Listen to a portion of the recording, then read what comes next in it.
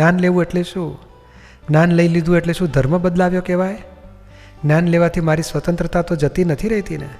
ઉલટાનું તમને ખરેખર આ પ્રકૃતિના જે બંધનમાં છો એમાંથી તમને બહાર કાઢી ઇન્ડિપેન્ડન્ટ બનાવીએ છીએ.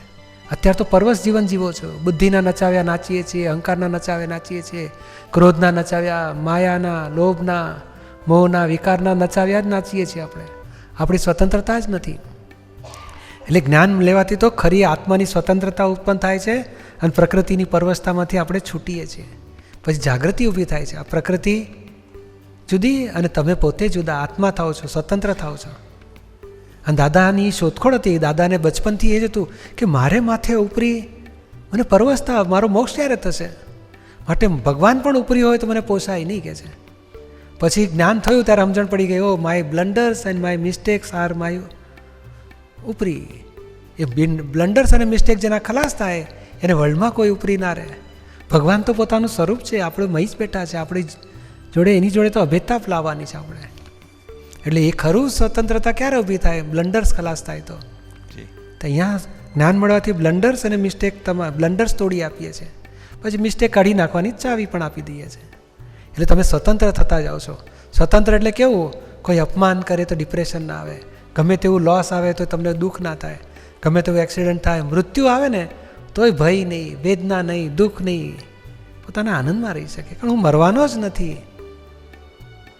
પરમનન્ટ વસ્તુને મરવાનો ભય લાગે ખરો? નહીં. હા, ટેમ્પરરીમાં તમે રહો છો માટે ભય લાગે છે.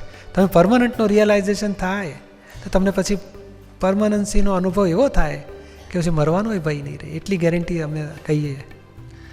ટૂંકમાં શું છે કે આ ગેરસમજ છે એને હું દૂર કરવા માંગુ છું. આપનો સત્સંગ અને નિરૂમાનો સત્સંગ ઘણા વર્ષોથી આ ટેલિવિઝન ઉપર હું સાંભળું જ છું અને મને ખૂબ આનંદ આવે છે અને હું ખૂબ કોશિશ પણ કરું છું કે જીવનમાં ઉતારવાની. પણ ઘણા મિત્રો એમ જ કહે છે કે દીપકભાઈનો સત્સંગ છે, સત્સંગમાં જવાય પણ જ્ઞાન ના લેવાય હો. હવે હું તો તમારી સાથે મારે તો કંઈ છુપાવવાની વસ્તુ છે જ નહીં. આજે મારી ભીતર આ વસ્તુની ચોખવટ કરવી છે. સાચી વાત છે. એક મારો મિત્ર છે કે જેણે થોડાક 3-4 વર્ષ પહેલા જ્ઞાન લીધું હતું આપની પાસેથી. મગજનો એકદમ તેજ માણસ. આજે જ મને એણે એમ જ કીધું, પ્રદીપભાઈ હું કેટલો તીખો માણસ હતો અને આજે મને કોઈ બે ગાર કાઢી નાખે ને તો હું હસીને એ લોકોને શાબાશ કહીને વયો જાઉં છું. તો મારું મન મોહાઈ જાય છે. મારું મન છે ને કે આમ થાય છે, મને હું લજ્જિત થઈ ગયો. મને છે કે આટલા વર્ષ થયા હું શું કામ એમને બેઠો રહ્યો?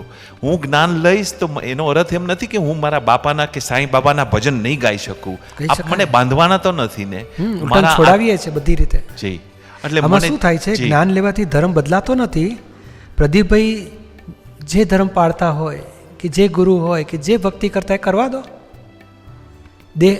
દેહ ખાનારો છે કે નહીં? આત્મા ખાતો હશે? નહીં. તો કે બે ભાગ જુદા છે આ દેહમાં. એક નિરાહારી છે, એક આહારી છે. તે મન વચન કાય જે ભણતું હોય, હું તો ભણતો તો ના આવેલો. અમે જૈન ધર્મ હતો, જૈન ધર્મ પાળતા હતા, બધું હતું. પણ અંદર ખાને હું જુદો પડ્યો. અને આત્મા જૈન હશે કે વૈષ્ણવ હશે?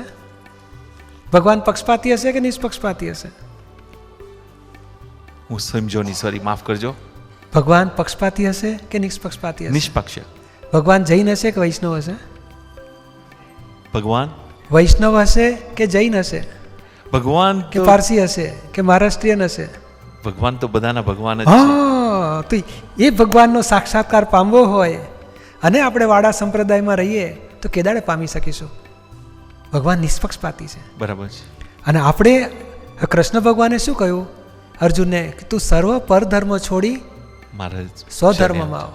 પરધર્મ ભયાવહ, તું મારે શરણે આવ. એટલે લોકો જાણે કે વૈષ્ણવ ધર્મ એ સાચો ધર્મ, બીજા બધા પારકા ધર્મ. કૃષ્ણ ભગવાન પક્ષપાતી હતા? નહીં.